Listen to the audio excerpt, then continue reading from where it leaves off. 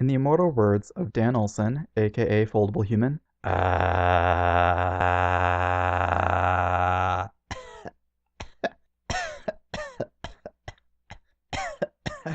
did Dan do that?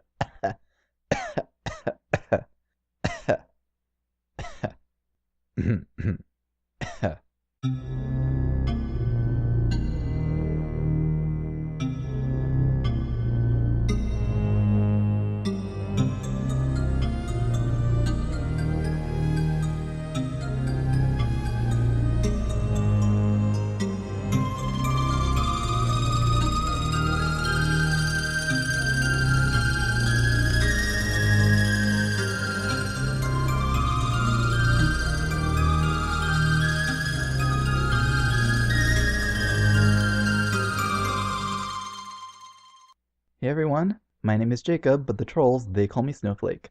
So, spoilers for Infinity War, I guess, though honestly, come on. The snap is basically a dank meme at this point, and the fucking sequel is about to be released. I would think that the sequel coming out would be the statute of limitations on spoilers. Anyway, as we all know, Avengers Infinity War was all about the big bad Thanos trying to get his hands on all of the Infinity Stones, and the Avengers trying to stop him, but ultimately Thanos gets them all, resulting in him snapping his fingers and wiping out 50% of all life in the universe because he believes that the universe's resources are running out or will eventually run out.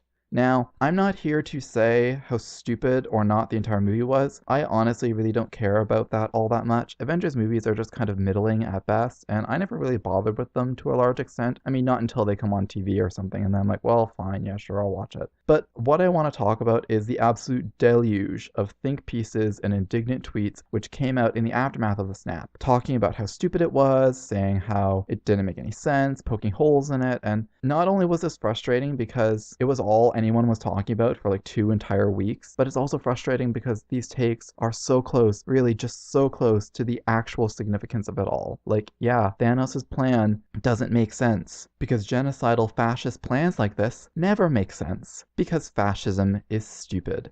Now, I'm not saying that this is the authorial intent behind Infinity War. It's perfectly possible that the writers were being 100% serious with this and really thought that these reasons would be enough to make him a sympathetic villain. Personally, I think he would have been way more sympathetic if they had just like kept him as being in love with death like he was in the comics. Even if they don't want to introduce her into the movies, they could easily have had her be a vision or some sort of philosophical or religious idea, you know? But I think it's interesting how many people were just picking apart all the ways that Thanos' reasoning made absolutely no sense and maybe even made things worse. Just going like, what was Thanos thinking? Why didn't he just double the amount of resources in the universe if he was so concerned about it? Didn't he actually think this through? And like, I see the thought process that goes into this sort of thinking too. And honestly, there's nothing wrong with trying to get to the bottom of someone else's reasoning. It can be really helpful to understand where a person is coming from, even if that person is a complete and utter pile of shit. Human beings are just as logical as they are illogical, and it's important to ask what sort of logic may be underpinning a person's behavior. But I think that the issue is the way in which people were going about trying to get to the bottom of this reasoning. The way that most people go about trying to understand someone else's mindset is they make the assumption that the person came to believe what they believe through some sort of logical progression, that they started thinking about things and they eventually came to this conclusion, sort of in a similar way to the scientific method. And, you know, there's nothing wrong with this way of looking at things, but when this is all you use, then you miss out on a lot of other angles. So, when you look at Thanos' cunning and ingenious plan from this perspective, yeah, it absolutely makes no sense, and everything that everyone has said is absolutely true. But as someone who studied the sciences, if something doesn't make sense from one perspective, you don't just say that it doesn't make sense entirely. You look at it from another perspective and see if it makes sense that way.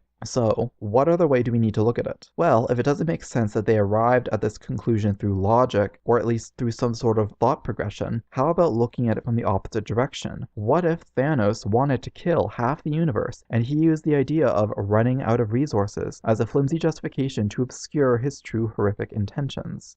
Kinda makes a bit more sense now, right?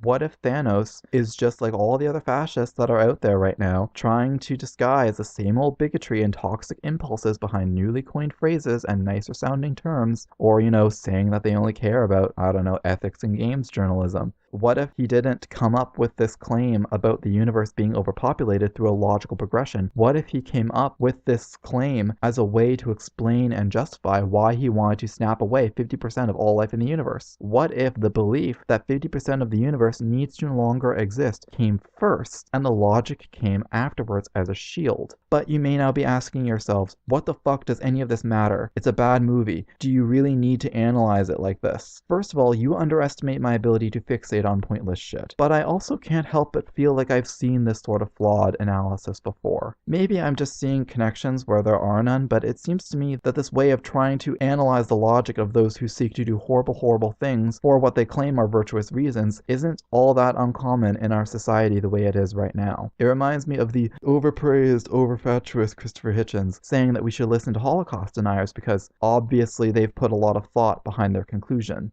Or, they could just be anti-Semitic. I mean, there is that. It reminds me of people who are obsessed with serial killers and try to find out their motivations and think that there must be some sort of deep existential reason why they started to murder people, some great message behind their actions. Or, they could just hate people and it turns them on to murder someone. Like how outlets like the Washington Post and the New York Times continually do these profiles of neo-Nazis, trying to find out what deep emotional issues caused them to choose this ideology. Or, they could just not like brown people. It's like how everyone keeps debunking the idea of a wall is going to solve America's immigration problem and will probably actually make America's problems worse, but Trump keeps pushing for it and his most ardent supporters just keep using it as a rallying cry. These justifications are not made to explain why they believe what they believe. They're made to obscure why they believe what they believe, to give the uninformed something to take at face value. They're a smokescreen because they don't want people to actually look at what they actually believe. And so these justifications aren't a description of how they came to believe these beliefs. They're ideas that they found or came up with to hide behind. Their reasoning is essentially backwards. These are conclusions which these people have already made and seek to find the justifications for them after the fact, to either make it seem like they actually did come to this decision logically, or to just obscure their evil intentions and the true cost of their beliefs. And you know what? There's nothing wrong with looking into the claims and narratives that fascists push. It's actually very, very important to try and discover what is behind these beliefs and what led them to this point. But you can't allow that to obscure the truth of the matter, both the reality of why they hold these beliefs, what truly lies behind their justification, and just how odious these beliefs truly are. Because when you accept the narratives and justifications given to you and assume that there must be some good reason buried deep under this pile of shit, you're playing into their hands. You're doing exactly what people like Thanos, like the neo-Nazis, like fascists want you to do. Fascists and vile people know that people will give them the benefit of the doubt. They know that people will assume the best, and so they dress up their toxicity behind flimsy justifications and nice-sounding euphemisms, because they know that people looking at them like this will humanize them and make them sympathetic. Thanos is sympathetic because killing half of all life in the universe was just so hard on him, you guys. But it's a decision he had to make and he bears it so bravely. Richard Spencer just doesn't think it's fun being a Nazi anymore because Antifa won't let him do whatever he wants. Gamergate harassed women and people of color in the game industry because of ethics in games journalism, everyone. It was ethics in games journalism, we swear. But of course, all this digging ultimately comes up with nothing because there is no actual thought process behind any of these justifications other than it provides a cover. So when those justifications are stripped away, it doesn't really bother them because it was never about those reasons anyway. They were a cover. They were never actually why they wanted to do this. Thanos doesn't actually care about the universe's resources. He just wanted to murder half the universe. Richard Spencer and other neo-Nazis don't actually care about jobs or blue-collar workers or middle America or European culture. They just want to feel powerful and for their superiority to be enshrined in law. Trump and his supporters don't actually really care if the wall works or not. They just want a monument to white supremacy and to their power for the world to see and for future generations to be forced to look at.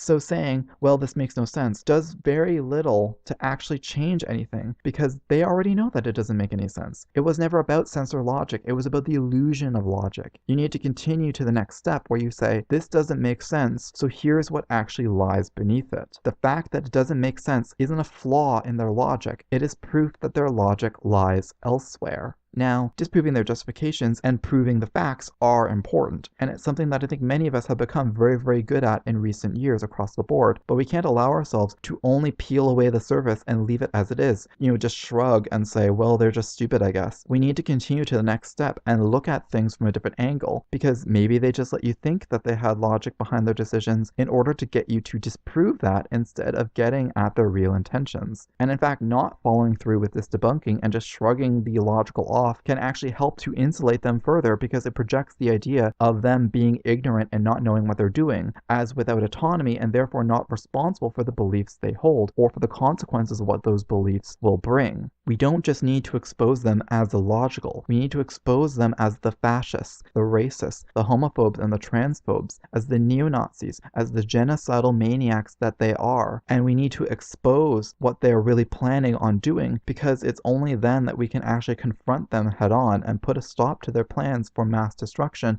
before they ever put them into action. And if we are going to work on debunking them, we need to make sure that we do so informed about the true nature of those we're debunking and the beliefs that they hold, so we don't wind up falling for their ploy and making their beliefs look less horrible than they already are, because in the end, it doesn't matter what reasons or anxieties went into their decisions. Their beliefs still advocate for oppression at best and outright genocide at worst. Those are things which should not be softened, even if the person claims it's for a good reason. And when a fascist tells you their reason, you need to always question it and never take it at face value because, as the queen of BreadTube, Natalie Wynn of ContraPoint says, "I'm not a fascist" is exactly what a fascist would say. Even if they themselves actually do believe this, as illogical as it is, they are still supporting and playing into a grand, massive cover-up coordinated by fascist neo-Nazis and Thanos' Black Order to make themselves seem less villainous than they actually are. And if they legitimately do believe this and just couldn't see the truth behind the sweet words, then once you finish debunking these justifications and revealing what lies beneath, then they will realize that they have been lied to. And if they don't disavow those beliefs and see that they've been lied to, then perhaps they're not as innocent or as ignorant as they claim to be. Or, Infinity War could just be a bad movie. I mean, there is that. It is an Avengers film after all. I could just be way off base here. But anyway, like, favorite, subscribe, follow, all that jazz. Follow me and the show on Twitter. If you enjoyed it, please share it around social media so that more people can enjoy it. And if you want this podcast/YouTube channel monstrosity to wind up on more platforms, if you want it to have more visual components, if you want it to get bigger and better, or hell, even if you just want to make the life of a mentally ill gay guy with no job better, check out the show's Patreon, where you can not only help make all of that happen, but get some rewards for doing it in the process. The next video may wind up being a little controversial because it's something which I'm really passionate about and something I'm a big advocate for, but something which a number of leftists really don't seem to be all that keen on. So hopefully I'll actually be able to change some opinions around that. And yeah, it'll be up in another 2 weeks. So until next time, may the privilege be with you. Stay entitled, snowflakes.